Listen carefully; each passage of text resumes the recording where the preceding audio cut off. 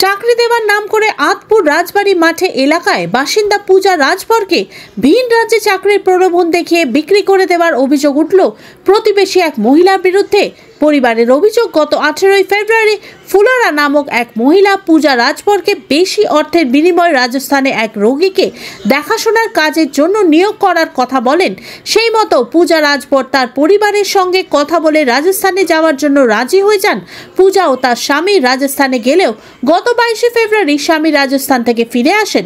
তারপরেই ঘটে বিপত্তি। পূজার পরিবারের অভিযোগ, 22 ফেব্রুয়ারিতেই জোর করে পরিচয়পত্র গোপন করে পূজা রাজভরকে অন্য এক ব্যক্তির সঙ্গে বিয়ে দিয়ে বিক্রি করে দেওয়া হয়।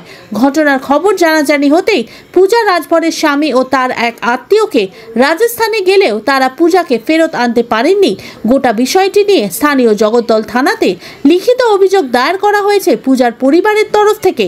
পূজা রাজভরের পরিবারের অভিযোগের ভিত্তিতে ফুল্লরা নামক ওই মহিলাকে আটক করেছে জগদ্দল থানা পুলিশ।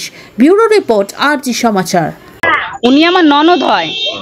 আর ওই যে ঘটনাটা হয়েছে কি, কাজের ব্যাপারে এসেছিল ফুলোয়া ওনার বাড়িতে, আমার ননদের বাড়িতে এসেছিল ফুলোয়া চৌধুরী। সে এবারে ওকে বলেছে চ এই জায়গায় এত টাকা পাবি, 25-30 হাজার টাকা পাবি, আয়ার কাজ আছে, আয়ার কাজ তুই করবি। তো আমার ননদ বললো হ্যাঁ করবো। তো ও গেছে, ওকে কাজের নামে নিয়ে গিয়ে ওকে বিক্রি করে দেওয়া হয়েছে। সে আবার 2 বাচ্চার মা। ওই আমার ননদ যাকে বিক্রি করেছে সে আবার 2 বাচ্চার মা। ওকে বিক্রি করেছে কাজ নিয়ে। এই দেখো এর ছেলে, ওই দেখো ওর মেয়ে, এই যে বড় মেয়ে, এই যে ছোট ছেলে। তারপরে এবার নিয়ে গেছে ওইখান থেকে। তারপরে আমরা খোঁজ খবর পেতে পেতে পেতে এই অবধি এসেছি। কালকে একজনকে তুলিয়ে করেছি থানা, জগদল থানা থেকে পুলিশ পাঠিয়েছে। সেই বউটা থাকে পাঞ্জাব ন্যাশনাল কাছে, রডের দোকান আছে আমাদের ওইখানে, আতপুর রডের দোকান পাশ থেকে, ওইখান থেকে ফুলুয়াকে তুলিয়ে করা হয়েছে।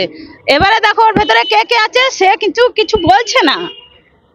এই ফুলুয়াকে অ্যারেস্ট করেছে? হ্যাঁ, ফুলুয়াকে কালকে তোলা হয়েছে, অ্যারেস্ট করেছে। কোথায় বিক্রি করেছে? রাজস্থানে বিক্রি করেছে, উল্টা করে বিক্রি করেছে, রাজস্থানে বিক্রি করেছে।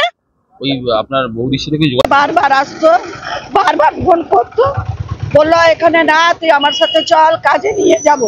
আমার মেয়ে ভাড়া থাকতো, আমাদের থেকে মানে আলাদা থাকতো আর কি। আমাদের সাথে এমনি ফোনে কথা বলতাম, বাড়িতেও যেতাম। কাজে চলে যাওয়ার পর মেয়েটাকে নিয়ে গিয়ে ওর স্বামীর সঙ্গে গেছিল। ওর স্বামী দেখে এসছে, রেখে এসছে। যখন ওর স্বামী চলে এসছে, মেয়েটাকে ওরা বিক্রি করে দিয়েছে। ডুপ্লিকেট একটা কাগজ বানিয়েছে, কাগজটা মোবাইলে পাঠিয়েছে, ওখানে 10,000 টাকাও নিয়েছে ওরা।